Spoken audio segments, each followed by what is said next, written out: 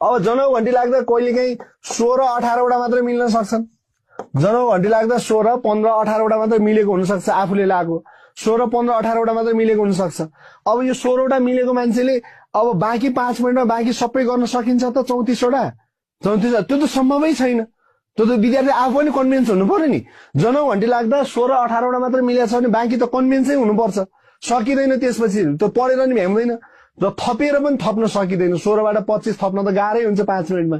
अब के गर्ने भन्दा एकछिन आँखा चिम्म गर्ने, लौ परमेश्वर, कुल देवता, माउली देवता, छिमेकी देवता, 33 कोटी देवी देवता सबै दाहिने पर्नु। यो वर्ष मैले यति मैले नपढेर मैले अल्छी गरेर मैले बिगारेँ। अर्को कसम भगवान म सेकेन्ड पेपर खत्रै पढ्छु, अर्को वर्ष खत्रै पढ्छु, योचोटि चाहिँ पास बनाइदियो भन्ने। त्योभन्दा बढी भगवानलाई पुकार्न लाग्ने टाइम पनि हुँदैन फेरि। त्योभन्दा बढी भगवानलाई नसम्झिने, त्यति सम्झिने। त्यसपछि अब त्यहाँ चाहिँ फेरि एउटा अप्सन हानेर काम छैन। 16वटा 15वटा मिल्नेको एउटा अप्सन हानेर काम छैन। तिनीहरूले चाहिँ फरक फरक अप्सन हान्नुपर्छ। एउटै अप्सनले भेट्दैन, फरक फरक अप्सन।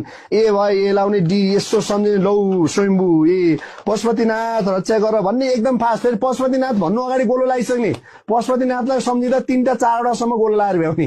किनभने त्यो 34वटा गोलो लाउने टाइम पनि पुग्दैन कि तपाईँसँग। जनौ घन्टी लगाएर त्यो गनेर मैले यति थोरै मिलाएँ भन्दाखेरि तपाईँसँग 2-3 मिनटको समय त त्यो 34वटा गोलो लाउँदै जान्छ। किनभने गोलो पनि हामीले ध्यान दिएर